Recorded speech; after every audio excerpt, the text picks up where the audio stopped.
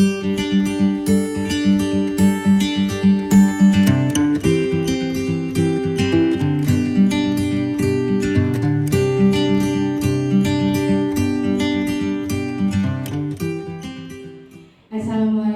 warahmatullahi wabarakatuh. Selamat pagi, salam sejahtera bagi kita semua. Alhamdulillah hari ini kita dapat berkumpul di sini dalam rangka acara diseminasi budaya positif aksi nyata modul 1.4 untuk teman-teman kita yang sedang melaksanakan diklat CGP. Yang saya hormati Ibu Kepala Sekolah SD Sumur Boto, Ibu Titik Kristi Sukartini SPD EPD, dan saya hormati juga teman-teman guru dan staf yang ada di SD Negeri Sumur Boto. Terima kasih atas kedatangannya dan semoga acara pada hari ini akan membawa imbas yang lebih baik untuk sekolah kita. Untuk acara pada hari ini pembukaan sebelum kita melaksanakan kegiatan pada hari ini, marilah kita berdoa menurut agama dan kepercayaan masing-masing. Berdoa dipersilakan.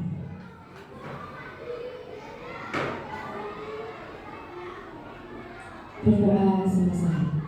Untuk acara kedua yaitu menyanyikan lagu Indonesia Raya kepada Ibu Hani, saya persilakan untuk memimpin. Hadirin dimohon berdiri.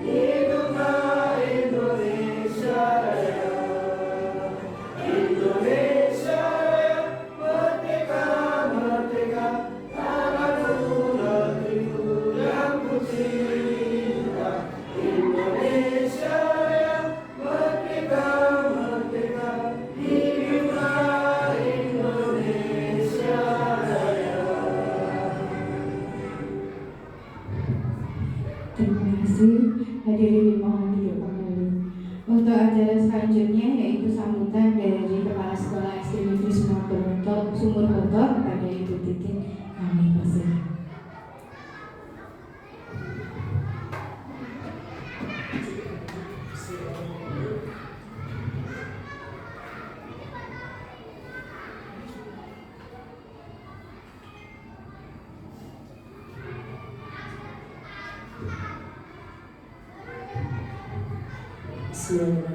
Yang saya hormati Ibu Mardiati SPD SD, yang saya hormati Ibu Eka Prahara Tias Putri SPD, yang saya hormati Bapak Rian Mustaqim ya, Mustaqim ya, SPD, yang saya hormati Bapak Panji Mario SPD, dan Bapak Ibu guru serta karyawan di SD Sumur Boto. Assalamualaikum warahmatullahi wabarakatuh. Alhamdulillah senantiasa kita memanjatkan syukur kepada Allah Subhanahu wa Ta'ala bahwa pada pagi hari ini kita senantiasa diberikan keberkahan kesehatan, sehingga pada pagi hari ini saya sangat bangga sekali kepada Bapak Ibu CGP yang pada pagi hari ini nanti akan mempraktekkan bersama ya, memberikan aksi nyata ya. Semoga pada pagi hari ini diseminasi ini bisa menginspirasi kepada teman-teman semuanya. Tadi kalau tidak salah budaya positif ya, tentunya ini sudah ada tema budaya positif di mana teman-teman semuanya ini sebagai calon guru penggerak ini mengajak kita semuanya bahwa untuk pembiasaan budaya positif ini memang harus kita laksanakan dan harus kita terapkan di dalam sekolah kita agar apa yang sudah disepakati nantinya ini tentunya dengan nilai-nilai Pancasila ya, ini diterapkan di sekolah seperti yang sudah disampaikan oleh Bapak Menteri kita bahwa sekolah sekarang ini diharapkan ada dimensi moral, dimensi tentang nilai-nilai luhur Pancasila yang harus diterapkan di sekolah. Nah, budaya positif ini banyak sekali yang harus kita lakukan di sekolah. Mari nanti kita semuanya bisa kita ikuti apa yang menjadi kesepakatan, apa yang sudah disampaikan oleh teman-teman CGP ini, menginspirasi kita semua bisa kita lakukan nantinya di sekolah kita agar anak-anak Bapak Ibu guru juga bisa melakukan yang terbaik. Mungkin hanya itu yang bisa saya sampaikan. Terima kasih. Wassalamualaikum warahmatullahi wabarakatuh.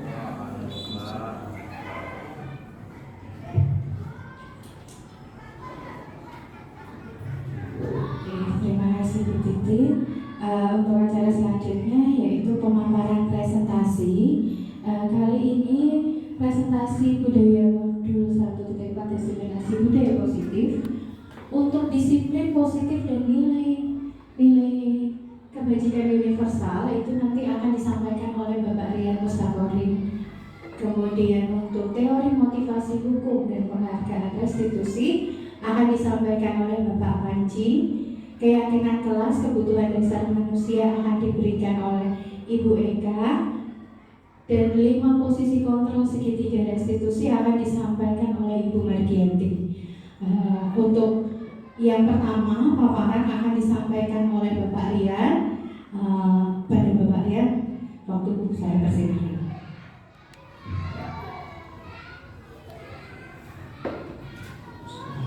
Assalamualaikum warahmatullahi wabarakatuh. Ya, sebelumnya terima kasih kepada teman-teman SDN Sumberboto untuk dari rekan-rekan sejawat guru. Perkenalkan saya di sini akan memaparkan materi yang pertama yaitu tentang disiplin positif dan nilai-nilai kebajikan universal. Di sini kita tahu untuk budaya positif itu harus kita tekankan kepada anak-anak. Budaya disiplin positif sendiri itu adalah pendekatan mendidik yang berfokus pada membangun hubungan positif antara pendidik dan peserta didik atau anak didik. Nah, tentunya ini harus menjadi acuan utama kita sebagai pendidik agar adanya terjalin komunikasi yang baik dari guru dan juga peserta didik. Tanpa adanya komunikasi yang baik, tentu pembelajaran yang berlangsung itu akan sangat kurang efektif seperti itu.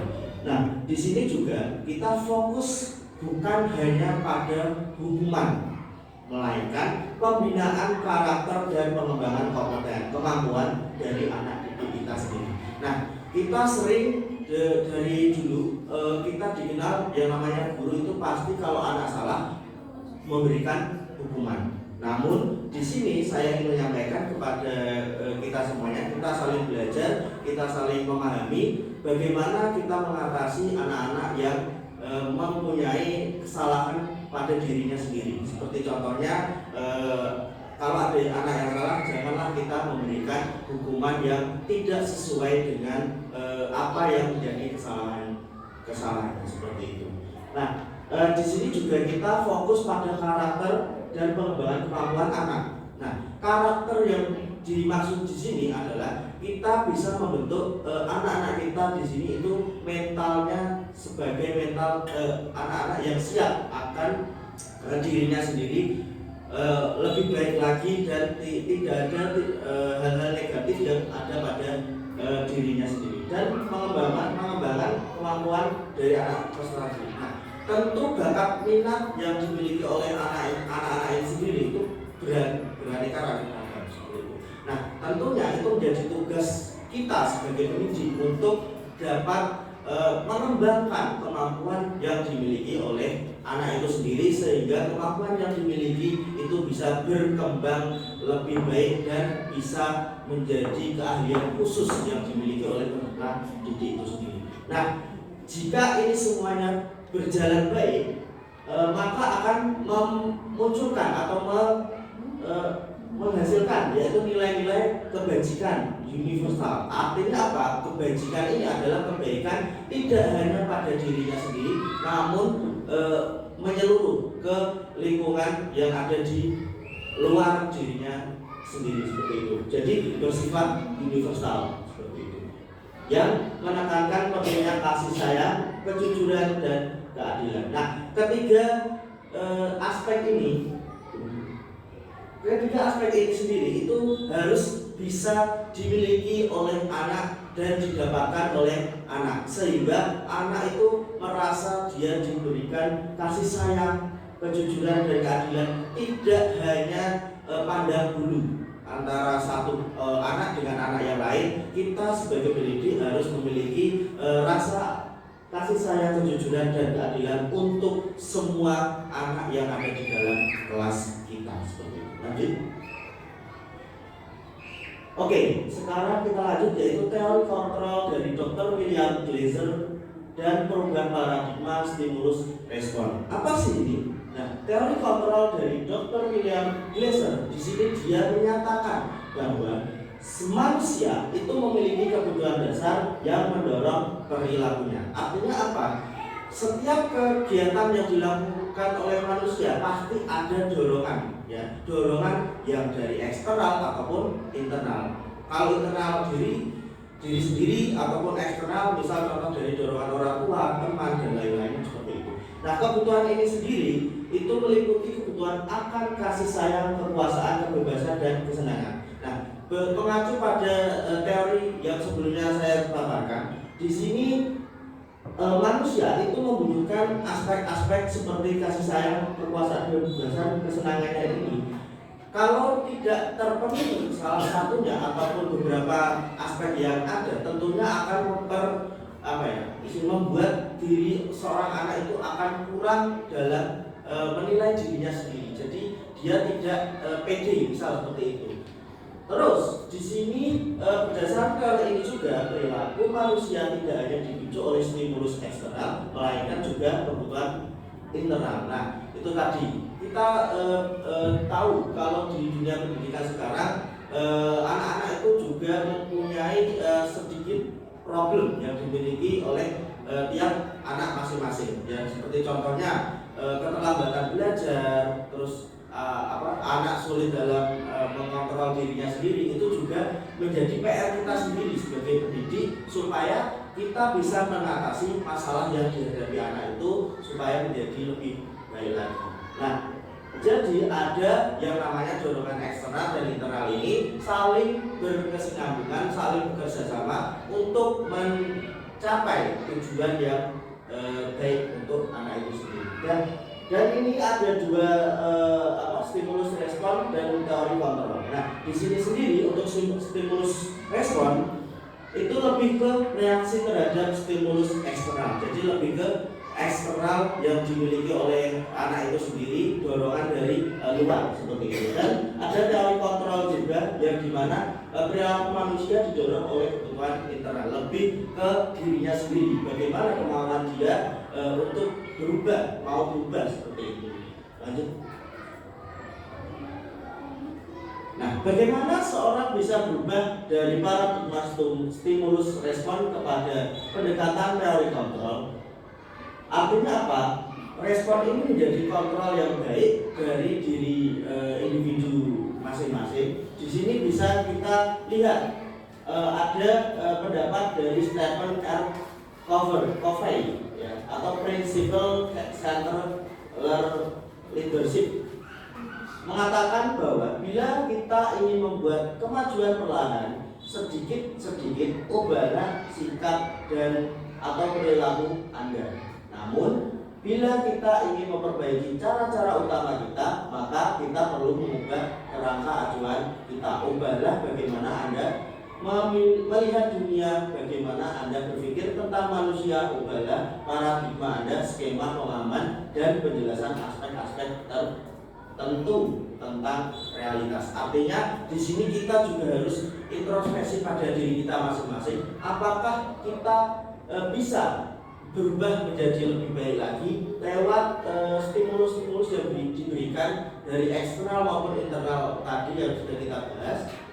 Dan di sini juga kita bisa lihat ada stimulus respon dan teori kontrol. Seperti contohnya yang respon kita, realitas kebutuhan kita sama. Berarti semua kebutuhan itu kita anggap semuanya sama. Kalau satu orang makan nasi, semuanya makan nasi seperti itu. Kalau yang respon itu realitas kebutuhan kita berbeda-beda. Ada perbedaan yang mendasar. Seperti contohnya mungkin kalau di teman saya itu ada yang tidak bisa makan nasi, hanya makan roti seperti itu karena ada alergi yang dia miliki seperti itu. Jadi kebutuhan yang dimiliki dari setiap individu itu artinya berbeda-beda menurut respon teori respon ini ya. Terus sampai selanjutnya itu ada model berpikir menang atau kalah. Nah, di sini arti yang respon sendiri model berpikir menang. Artinya untuk yang pertama itu pasti kalau dalam setiap perlombaan ada menang dan kalah. Tapi kalau kita berpikir lebih realistis lagi, selama perlombaan itu tidak ada yang namanya kalah ya. Semuanya harus punya jiwa kemenangan seperti itu.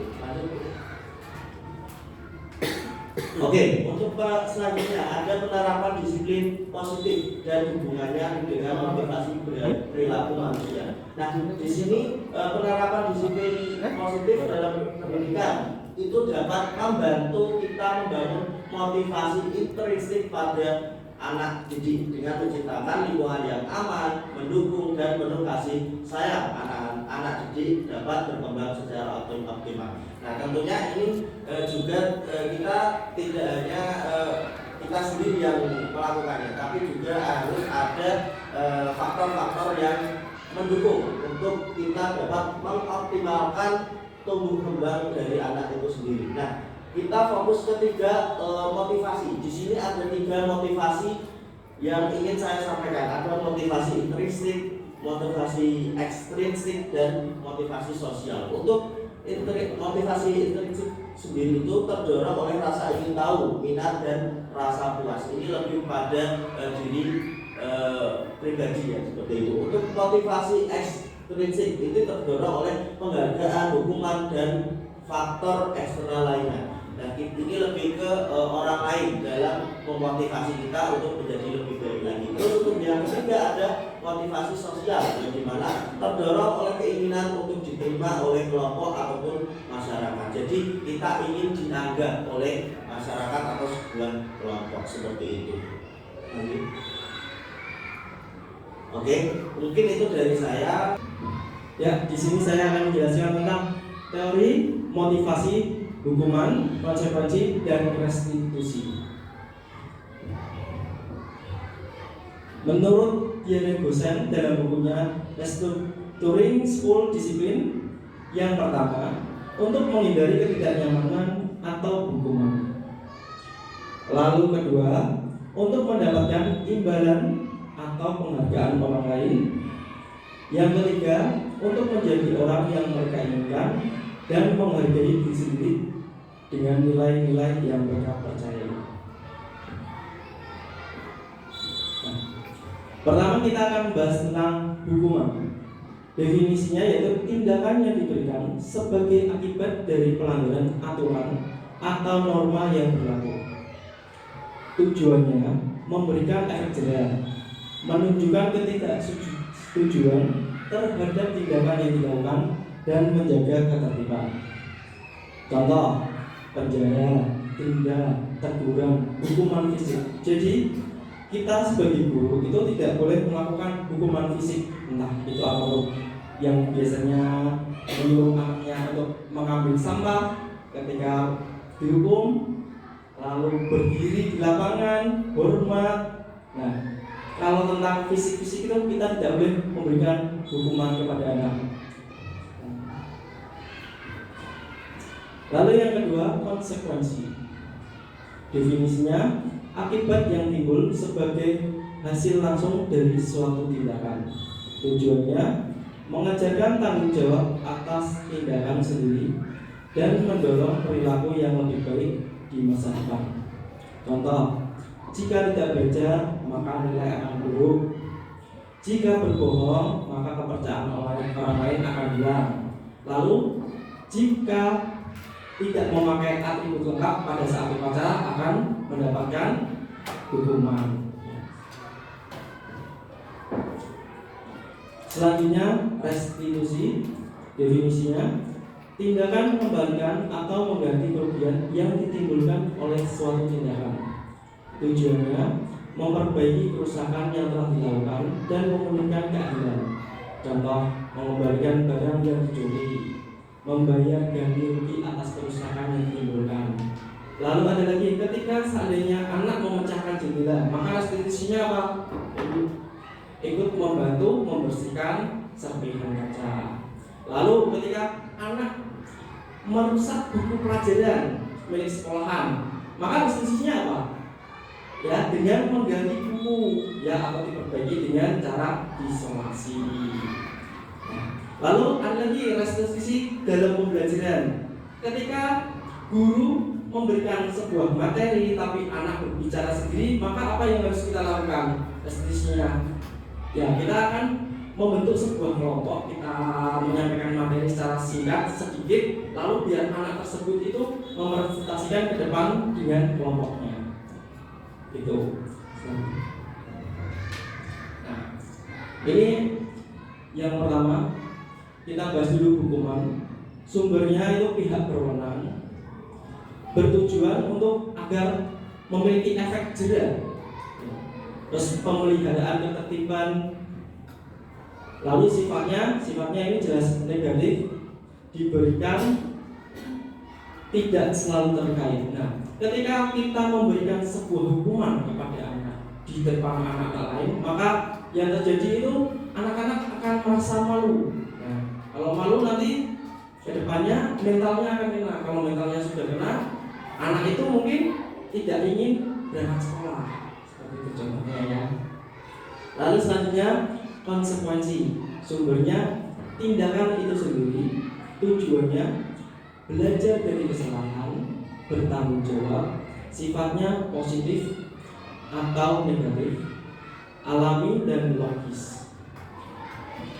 Selanjutnya, restitusi. Sumber tuntutan keadilan, tujuan memperbaiki kerusakan, bersifat korektif dan aktif. Nah, maka dari itu Bapak Ibu, ketika kita mengalami permasalahan dengan murid, itu kita jangan semena-mena langsung menghukum. Kita cari dulu solusinya apa.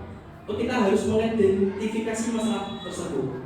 Ketika contohnya anak itu datang terlambat, kenapa anak itu datang terlambat? Coba kita tanyakan. Kemungkinan dia bangunnya siang, motornya mogok, dan sebagainya. Nah, kita mencari dulu masalahnya. Setelah kita mencari masalahnya, nah, kita tentukan apakah anak itu akan menyadari. Kita buat anak itu sadar apakah yang dilakukan itu salah atau benar. Nah, ketika anak itu sudah mengetahui mana benar mana salah, nanti kita memberikan sebuah restitusi agar anak itu tidak mengulang kejadian tersebut lagi. Ya, terima kasih untuk saya. Selanjutnya dari Bu Eka.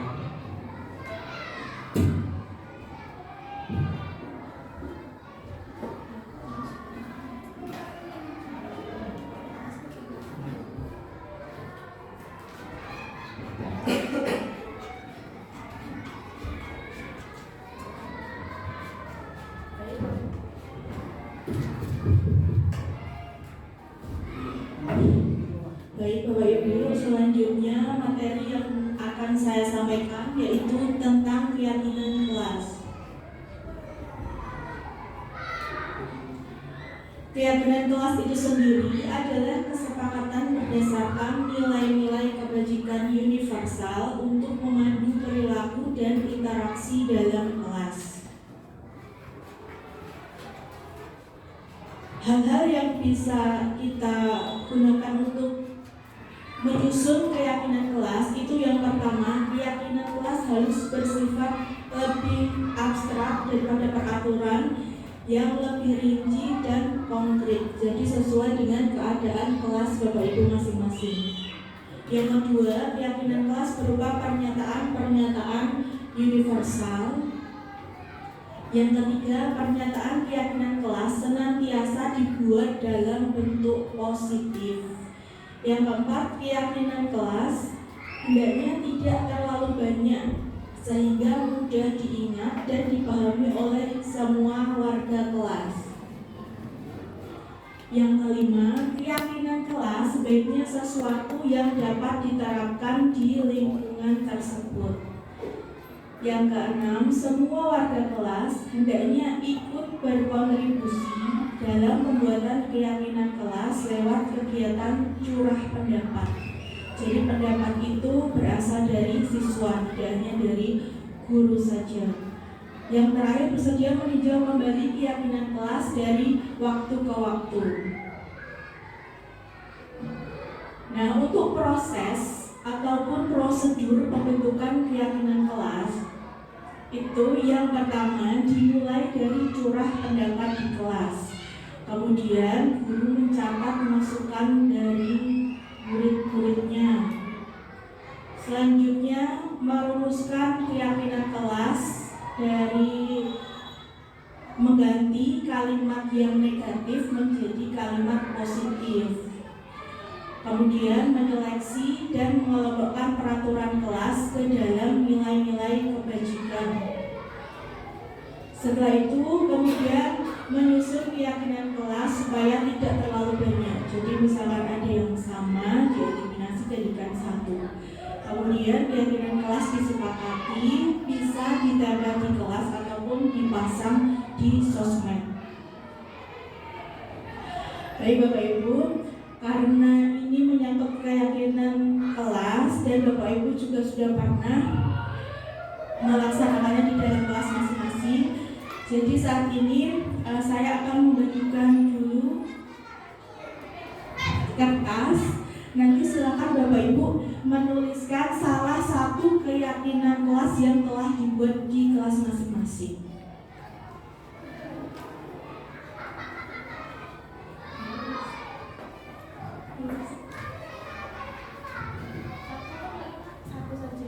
Ya, satu saja.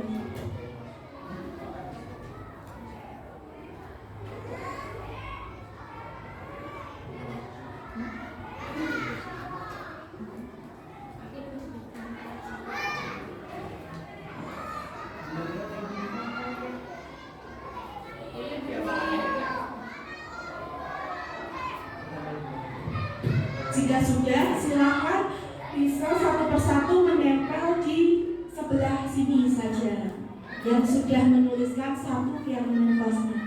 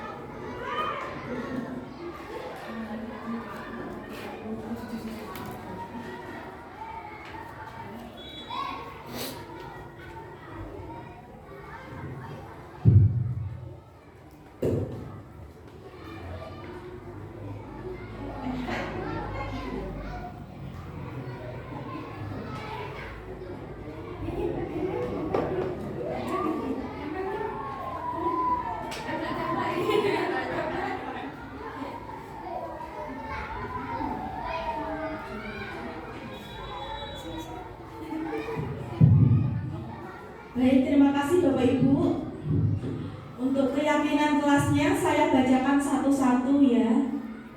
Yang pertama, berbaris di teras sebelum pembelajaran atau masuk kelas. Ini kalimatnya apakah sudah positif? Sudah, berarti tidak perlu kita ubah ke kalimat positif ya, karena sudah positif. Kemudian yang kedua,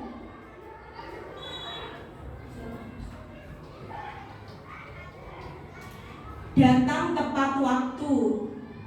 Sudah positif ya? Oke, sudah positif. Tidak membuang sampah sembarangan. Apakah kalimat ini sudah termasuk kalimat positif? Tidak membuang sampah sembarangan. Oh, belum ya? Belum. Berarti kita harus mengubahnya ke kalimat positif dulu. Berarti apa ya, Bapak Ibu? Membuang sampah pada tempatnya. Oke, saya ganti dulu ya.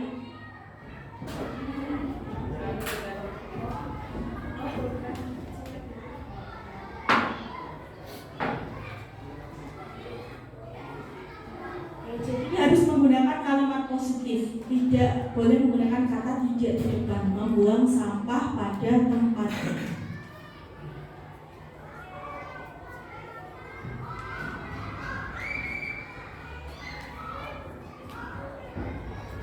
Baik, selanjutnya tepat waktu. Ini tepat waktu dalam hal ya, semuanya ya sama ya, berarti sama. Kita taruh di bawah dulu.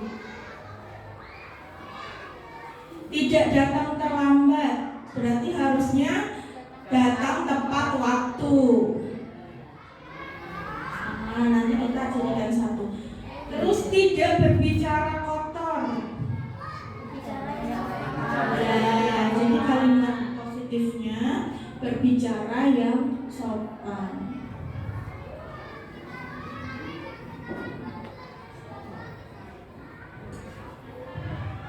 Selanjutnya berbicara dengan sopan. Oke, sama. Malu bila datang terlambat. Ya, berarti sama dengan harus datang tepat waktu ya. Lanjut, saling menghormati dalam ucapan dan berperilaku. Ya, sudah sesuai. Jadi kita masukkan ke dalam berbicara dengan sopan ya. Baik, lanjutnya berbuat baik dan menghormati guru dan teman-temannya. Ya, sudah sesuai. Selanjutnya, menggunakan HP hanya untuk proses pembelajaran. Ya, sudah ya, Bapak Ibu, sudah sesuai dengan kalimat positif. Menghormati dan menghargai semua warga kelas. Oke, berarti ini sama dengan berbuat baik dan menghormati guru. Oke. Selanjutnya, tidak mengganggu teman saat belajar. Berarti ini belum menggunakan kalimat positif. Tidak mengganggu teman. Saling menghormati.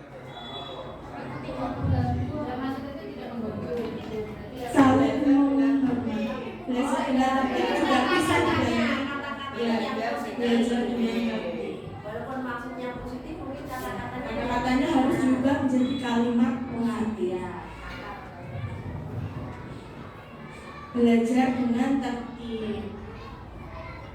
Baik. Selanjutnya tidak berlari-lari di kelas juga harus sama ini. Belajar dengan tertib. Tidak boleh pakai ini. Mengangkat tangan sebelum bertanya. Oke, sudah menjadi kalimat. Baik, selanjutnya Bapak Ibu, kita sudah mendapatkan 8 keyakinan kelas. Yang pertama, berbaris di teras sebelum pembelajaran atau masuk kelas. Nah, kalau untuk keyakinan kelas ini itu masuk dalam nilai kebajikan apa ya kira-kira? Disiplinkah? Disiplin, kebersihan, atau ketakwaan? Disiplin ya. Jadi untuk nilai kebajikan berbaris di teras sebelum pembelajaran atau masuk kelas itu masuk ke dalam nilai kebajikan disiplin.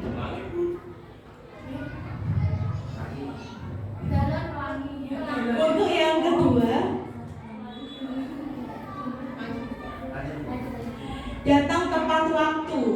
Datang tepat waktu berarti kita kelompokkan ke dalam nilai kebajikan kedisiplinan juga. Disiplin ini kesepakatan pasti berdua.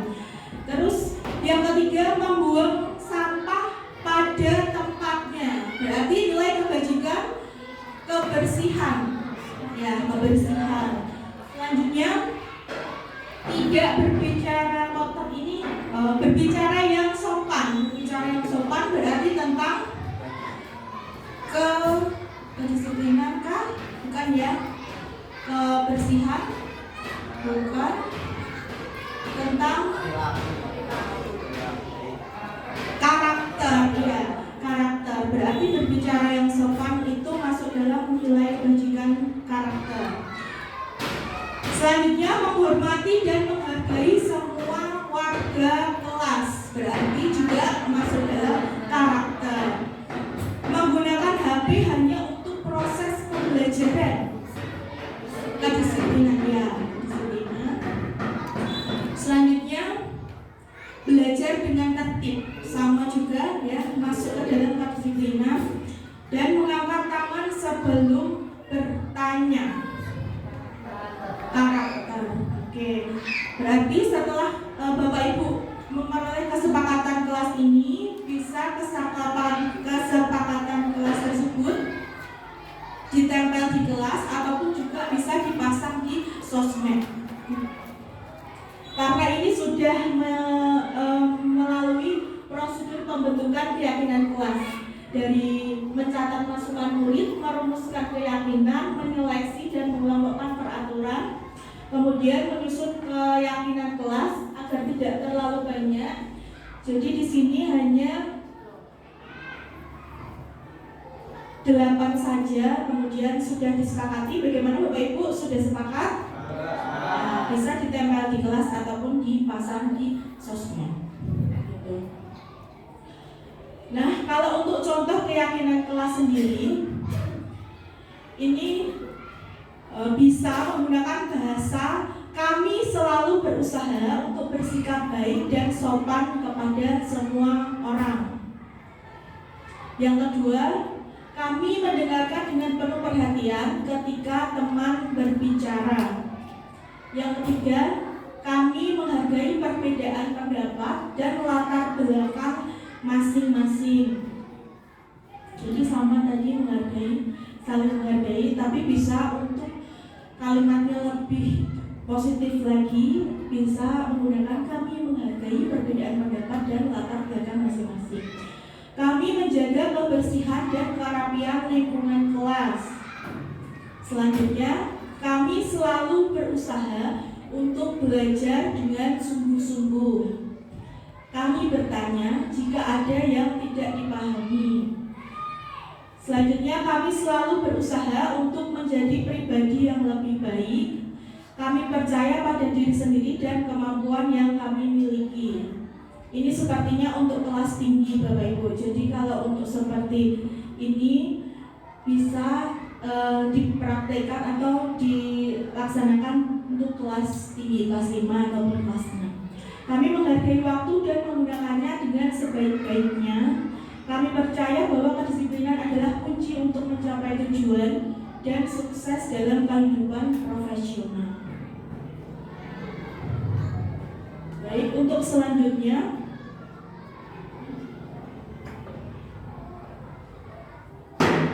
materi kebutuhan dasar manusia dan dunia berkualitas.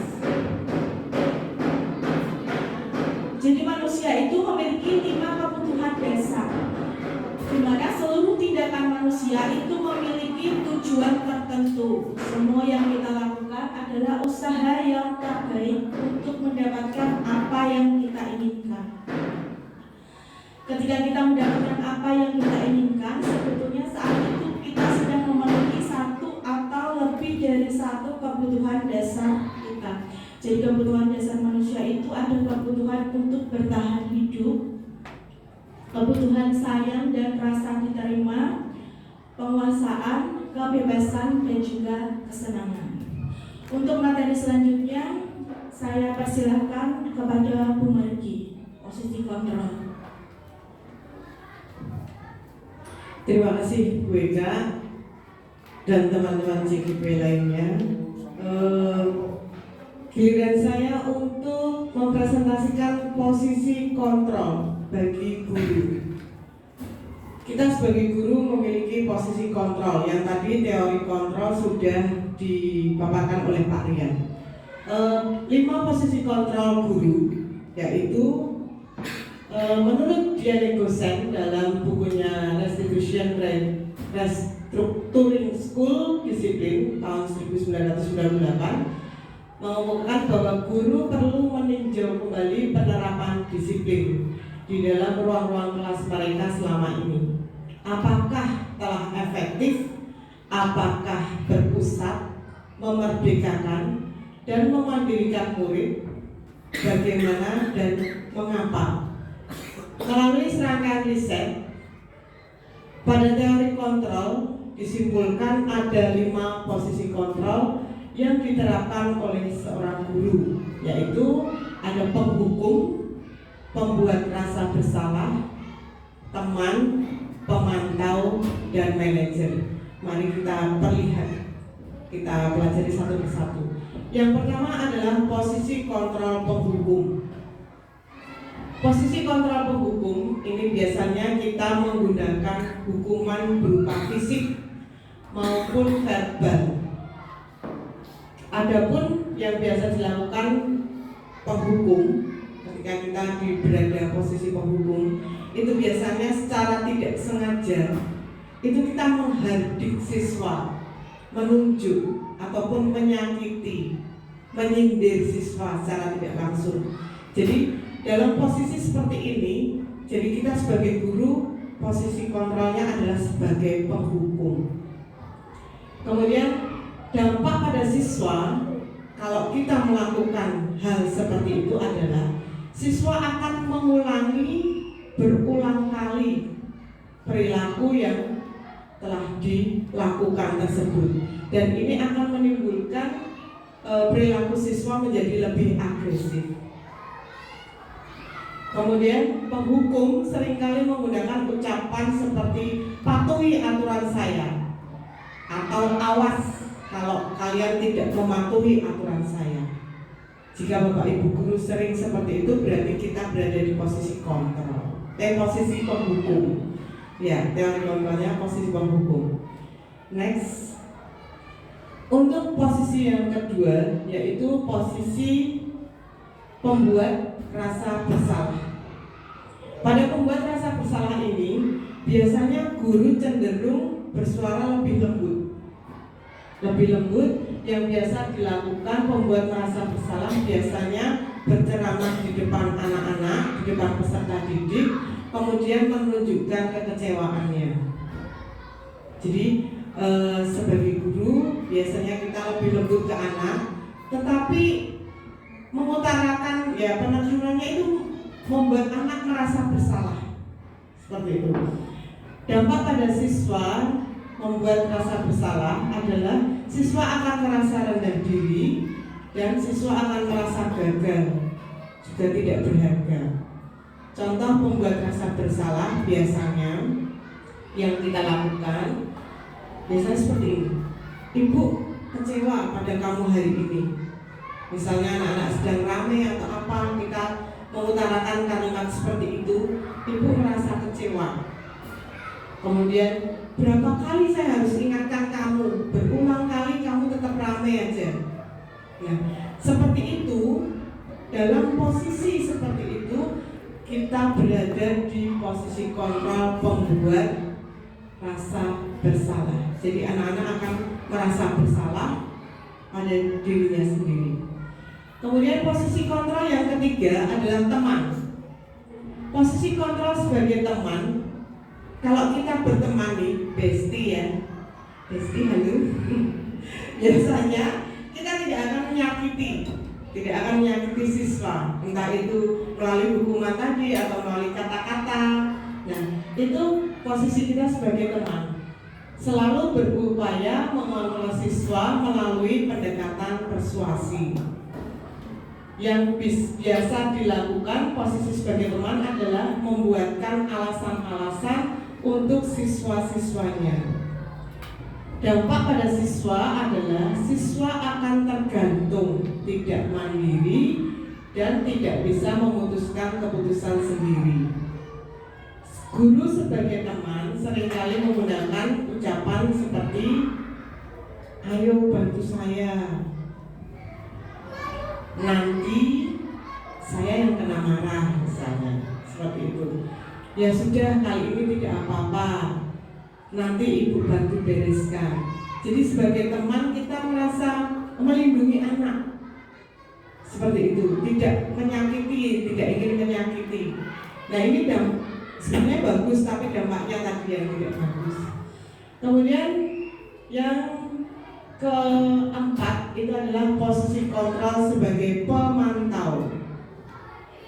Guru pada posisi ini biasanya selalu mengawasi atau memantau siswanya yang berpatokan pada catatan atau kesempatan yang sudah disetujui. Yang biasa dilakukan sebagai posisi pemantau yaitu memantau, menghitung, dan mengukur kedisiplinan siswa. Kan kalau tidak salah dulu juga pernah ada buku kedisiplinan. Jadi kalau tidak melaksanakan kedisiplinan atau melanggar itu dihitung, ada skornya. Seperti itu ya Bapak Ibu. Nah, inilah posisi kontrol kita sebagai pemantau. Dampak bagi siswa dari posisi pemantau yaitu menitik beratkan pada dampak pada diri sendiri, kemudian mendapatkan hadiah atau mendapatkan hukuman. Jadi dari skor-skor yang sudah ada, misalnya anak mendapatkan skor kedisiplinannya lebih tinggi, maka diberi reward atau penghargaan. Jika anak melanggarnya lebih tinggi, maka diberikan sanksi atau hukuman. Biasanya seperti itu. Nah, ini adalah posisi kontrol pemantau. Guru sebagai pemantau seringkali menggunakan ucapan seperti "apa yang telah kamu lakukan?", sanksi atau konsekuensinya apa. Nah, ini adalah posisi pemantau. Jadi yang terakhir adalah posisi kontrol guru sebagai manajer. Guru sebagai manajer, pada posisi ini guru berbuat sesuatu bersama dengan siswa, mempersilahkan siswa mempertanggungjawabkan perilakunya, serta mendukung siswa agar menemukan solusi atas permasalahannya. Guru mengajukan pertanyaan-pertanyaan yang terkait dengan nilai-nilai keyakinan, kemudian berkaitan dengan solusi yang ditempuh, dan berkaitan dengan pelanggaran tata tertib. Manajer seringkali menggunakan ucapan seperti "apa yang kita yakini", kembali ke keyakinan kelas, atau "jika kamu meyakininya, apakah kamu bersedia memperbaikinya". Jadi tadi telah disepakati bersama keyakinan kelas yang tadi sudah dijabarkan oleh Bu Ika. Nah, keyakinan kelas inilah yang dapat kita gunakan untuk kita sebagai guru menjadi posisi kontrol manajer. Jadi anak tidak kita hukum, tidak kita pantau, tetapi kita diajak bersama. Kemudian kita ingatkan kembali apa yang kamu yakini pada keyakinan kelas yang telah disepakati. Ini adalah 5 posisi kontrol kita sebagai guru. Itu Bapak Ibu. Bapak Ibu, yang kedua yang akan saya diseminasikan adalah segitiga restitusi, karena ini ada hubungannya. Segitiga restitusi adalah segitiga strategi yang dilakukan untuk mengarahkan siswa pada kondisi yang lebih baik melalui konseling. Dalam segitiga restitusi ini penerapannya terbentuk dengan pendekatan disiplin positif untuk siswa. Karena disiplin positif ini dapat membantu siswa untuk menyadari bahwa segala tindakan yang dilakukannya itu adalah memiliki konsekuensi. Jadi segitiga restitusi ini ada 3 langkah, yaitu yang pertama menstabilkan identitas, yang kedua validasi tindakan yang salah, dan yang ketiga menanyakan keyakinan. Tahapan dan contoh penerapan segitiga restitusi di sekolah. Tadi sudah dijelaskan. Yang pertama adalah menstabilkan identitas. Menstabilkan identitas ini berarti mendorong siswa untuk berefleksi bahwa tindakannya itu adalah salah. Contoh kata-kata yang bisa diterapkan dalam menstabilkan identitas adalah, biasanya anak kalau berbuat salah, pada saat kita awal segitiga restitusi, langkah awal adalah kita mengatakan tidak apa-apa anak berbuat salah, ibu juga pernah, seperti itu. Jadi kita menstabilkan dulu, kita bisa menyelesaikan masalah ini bersama. Jadi anak tidak merasa tertekan. Kemudian contoh kasusnya nanti kita bisa bahas. Next, untuk yang kedua yaitu validasi tindakan yang salah. Pada validasi tindakan yang salah adalah upaya untuk membantu siswa mengidentifikasi kebutuhan dasar yang mendasari mereka melakukan kesalahan. Contoh kalimat yang dapat diterapkan dalam tahapan ini adalah ketika anak melakukan kesalahan pada validasi tindakan yang salah, kita biasanya mengatakan ke anak-anak, kamu pasti mempunyai alasan kenapa melakukan tindakan seperti itu. Jadi anak diajak untuk mencari kesalahan pada dirinya sendiri dan pasti dia memiliki alasan. Jadi itu untuk mencari kebutuhan dasar apa yang hilang dari dalam diri anak tersebut. Kemudian lanjut. Segitiga restitusi yang terakhir adalah menanyakan keyakinan. Menanyakan keyakinan artinya mengajak siswa menemukan cara untuk berperilaku lebih baik dan tidak melanggar tata tertib sekolah. Contoh kalimat yang diterapkan dalam tahapan ini adalah tadi kita menanyakan nilai-nilai kesepakatan atau keyakinan kelas. Keyakinan kelas apa yang kamu langgar? Keyakinan kelas apa yang sudah disepakati? Seperti itu. Jadi ada 3. Sudah Pak ini. Jadi begitu kita ada 5 posisi kontrol dan segitiga restitusi. Untuk contohnya, misalnya tadi ya untuk keterlambatan anak dalam kita melaksanakan segitiga restitusi yang segitiganya aja Mas ya. Nah, Bapak Ibu, jadi misalnya ini anak kita terlambat datang ke sekolah. Bagaimana langkah kita melakukan segitiga restitusi ini? Yang pertama adalah menstabilkan identitas. Menstabilkan identitas tadi, kita tidak langsung menghukum, tetapi menanyakan,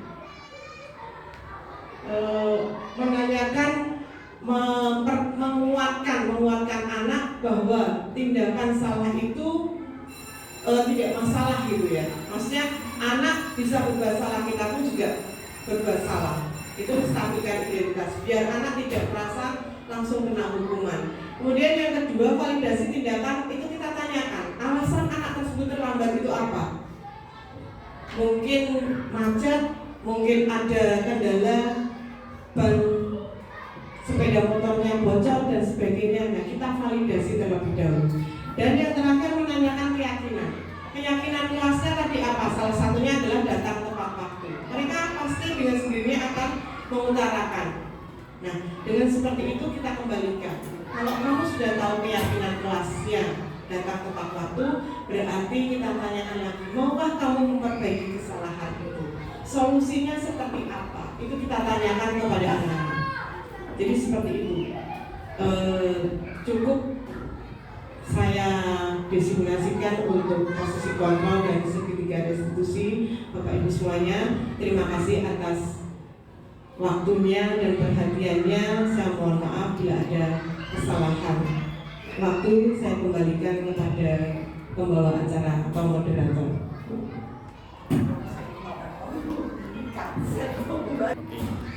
Ya, terima kasih untuk para calon guru penggerak sudah menyampaikan paparan dan presentasinya dengan baik.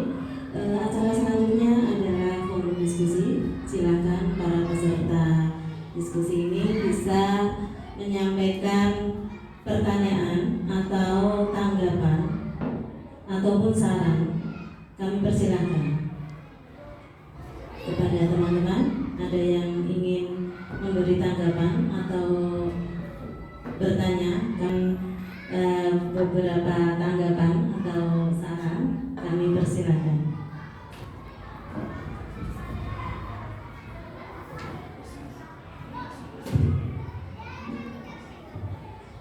Ya, terima kasih kepada teman-teman calon guru penggerak yang hebat, luar biasa ya, tadi yang sudah dipaparkan oleh guru penggerak. Ya, ini saya hanya ingin menyampaikan apa tadi yang sudah disampaikan.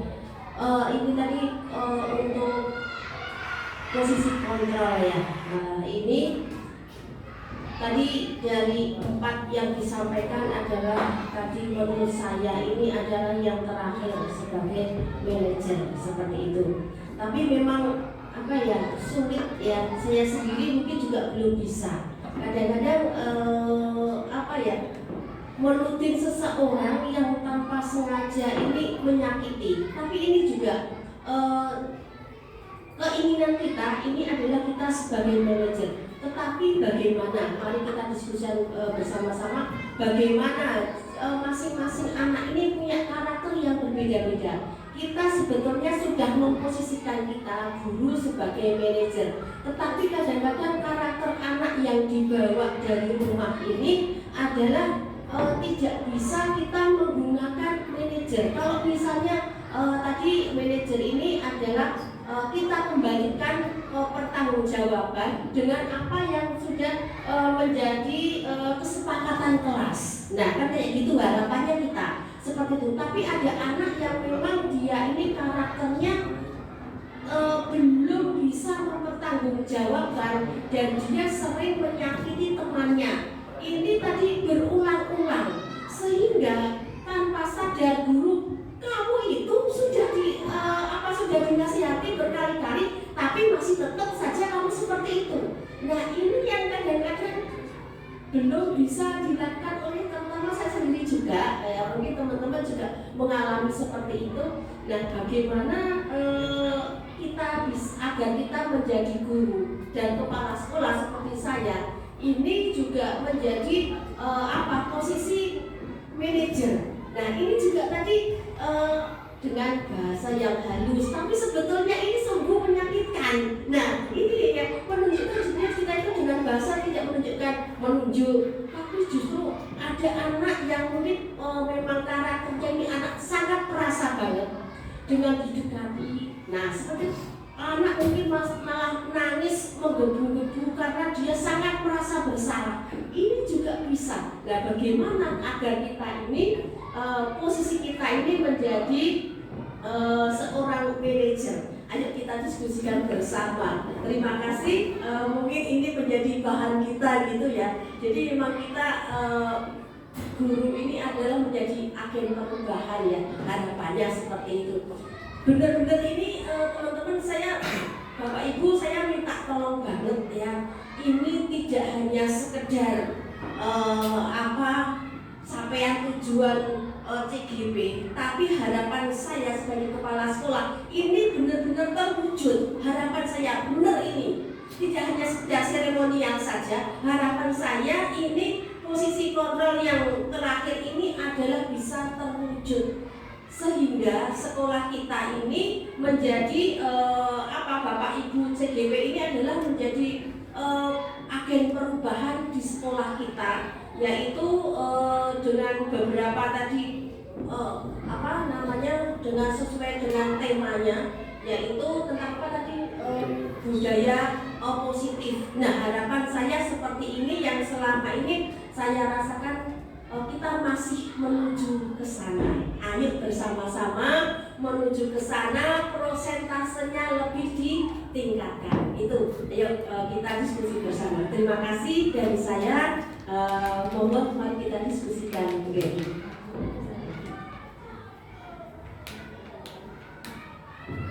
Terima kasih Bu Titin. Ya, ini yang disampaikan Bu Titin memang sama seperti yang kami alami Bu. Saya sendiri juga kadang kalau tidak mau menunjuk anak-anak juga kadang astagfirullahaladzim terus piye meneh. Nah, itu kan juga bahasa halus tapi nanti membuat anak merasa bersalah. Nah, ini kita memang harus benar-benar bersabar dan untuk menjadi manajer ini tuh kita mau berapa kali memang kalau anak itu mengulangi terus menerus dan selalu mengulang lagi. Nah, ini kita belajar bersama. Mari teman-teman mungkin ada yang mau memberikan tanggapan bagaimana kita harus berapa kali anak ini kita beri kesempatan istilahnya untuk memperbaiki, untuk menyadari kesalahannya itu sampai berapa kali ya gitu. Kalau kita terus kita memberi kesempatan anak tersebut itu kadang hilang kontrol tadi, kurang kesabaran kita. Nah, mungkin ada teman lain yang bisa memberikan tanggapan atau masukan ya, mungkin masukan untuk kita bersama nanti. Oh iya, mungkin dengan cara seperti ini kita masih bisa lebih kontrol diri kita. Monggo silakan Bapak Yanuar, silakan Mas Yanuar.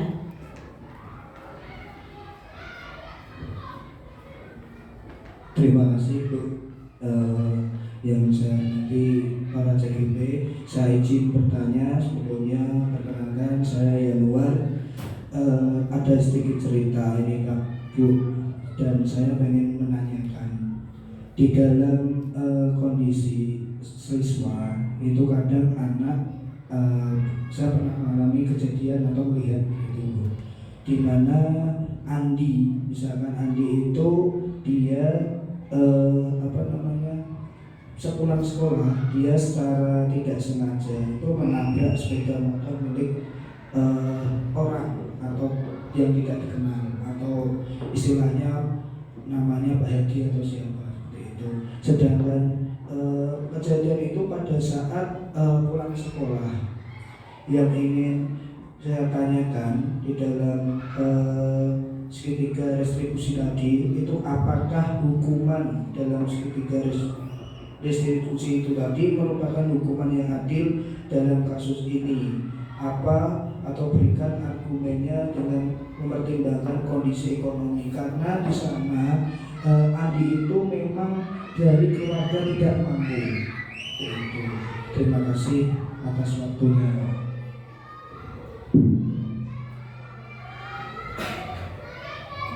Ya, terima kasih Mas Yanuar. Pertanyaan yang bagus sekali, bahwa ini ada sebuah kasus yang dilakukan di luar jam sekolah. Nah, ini bagaimana? Silakan untuk teman-teman calon guru penggerak bisa memberikan jawaban atau tanggapan dari pertanyaan Mas Yanuar. Monggo silakan Ibu Margiati, kami persilakan. Terima kasih untuk tanggapannya dari Bu Titin sama Pak Zanuar. Tadi beliau berdua luar biasa ini. Ini semua ke segitiga restitusi atau posisi kontrol. Saya menjawab sebisa saya ini. Untuk Bu Titin dan teman-teman semuanya, memang idealnya posisi kontrol seorang guru ataupun kepala sekolah atau pemimpin pembelajar itu adalah manajer. Nah, pada posisi kontrol ini memang berhubungan dengan segitiga restitusi. Jadi kita dalam pelaksanaan kehidupan sehari-hari yang namanya kita mungkin tanpa sengaja menghardik siswa itu tidak sengaja ya, atau terlepas gitu. Jadi untuk itu mungkin secara manusiawi langsung kita istighfar, astagfirullahaladzim, dan secepat itu kita harus langsung sadar bahwa kita harus melaksanakan segitiga restitusi itu tadi. Seperti itu, dan apa yang diharapkan Bu Titin itu juga harapan kami berempat CGP yang telah melaksanakan pendidikan ini. Maka dalam diseminasi ini semoga ini tertular kepada Bapak Ibu guru semuanya. Kemudian untuk tadi kasus Pak Zanuar. Nah, ini yang pertama adalah saya menanggapi karena itu sudah di luar sekolah, itu yang pertama. Tetapi kita lihat kalau memang posisinya di luar sekolah dan ada Bapak Ibu guru yang tahu, nah itu yang utama adalah kita tanyakan ke anak terlebih dahulu. Yang pertama adalah tadi menstabilkan identitas. Kita stabilkan identitas dulu. Jangan membuat anak itu merasa takut. Jadi kita tanyakan apa dia memang berbuat salah. Kemudian kalau memang posisinya memang anak tersebut salah, seperti yang kata-kata tadi, kita itu memang sering berbuat salah. Namanya manusia itu tidak lepas dari kesalahan. Jadi kita kuatkan dulu anak tersebut, kita kuatkan, kita stabilkan dulu identitasnya, kita kuatkan bahwa berbuat salah itu bukan dosa besar, gitu. Kemudian kita validasi tindakannya, validasi tindakan. Mungkin alasannya kita tanyakan posisi anak tersebut pada saat menabrak kendaraan. Nah itu dia alasannya apa? Apa mungkin dia kan punya alasan, mungkin tergesa-gesa atau bagaimana, atau mungkin karena lapar ya, pulang sekolah ini lapar ya, atau mungkin karena lapar. Kita validasi tindakan tersebut, kita validasi dan kita kuatkan. Nah, yang terakhir adalah apa tadi Pak? Segitiga restitusi. Saya kok malah lupa. Sampai dulu ya. Ya, kita tanyakan keyakinannya, meyakini keyakinan, menanyakan keyakinannya. Ketika dia tergesa-gesa seperti itu, apapun alasannya, itu sesuai tidak dengan keyakinannya. Setelah anak tersebut stabil, kemudian juga kita juga tidak emosi, kemungkinan kita akan ketika sudah tahu kesalahannya, kita akan menanyakan keyakinannya dan juga bagaimana solusinya.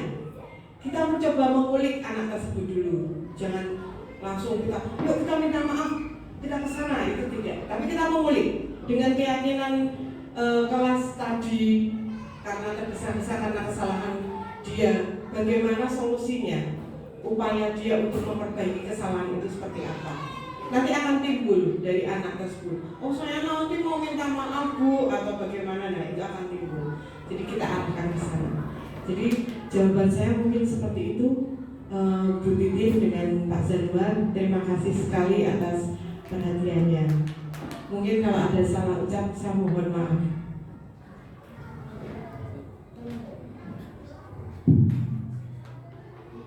Boleh menambahkan?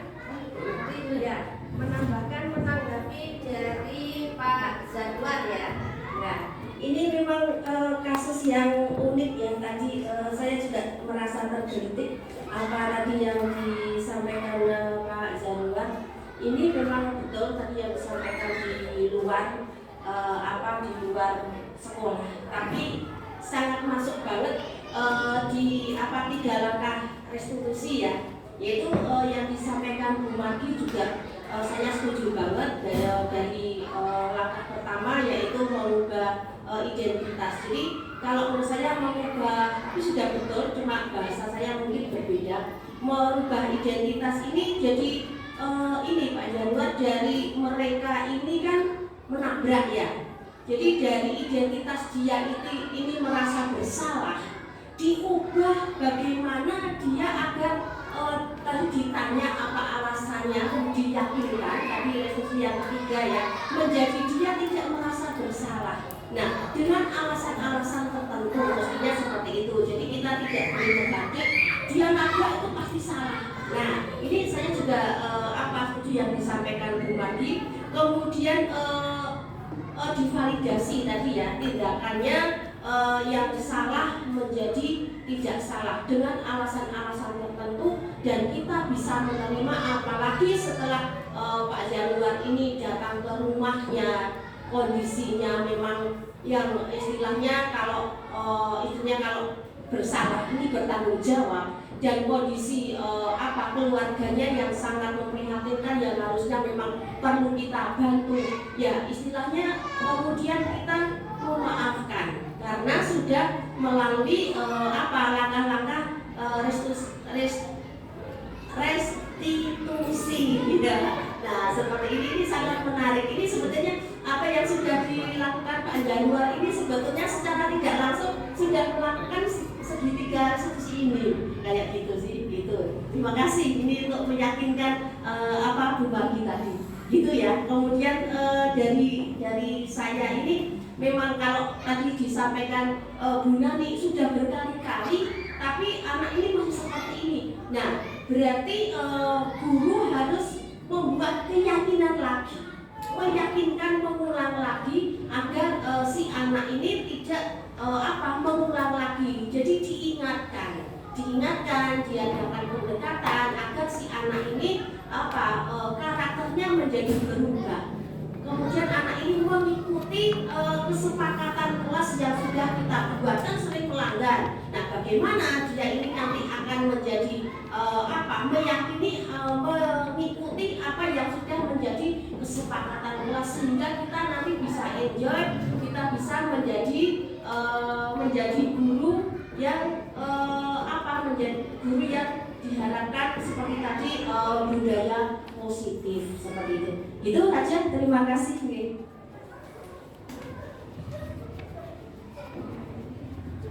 Terima kasih untuk Bu Margianti dan Ibu Titin atas tanggapan dan jawabannya.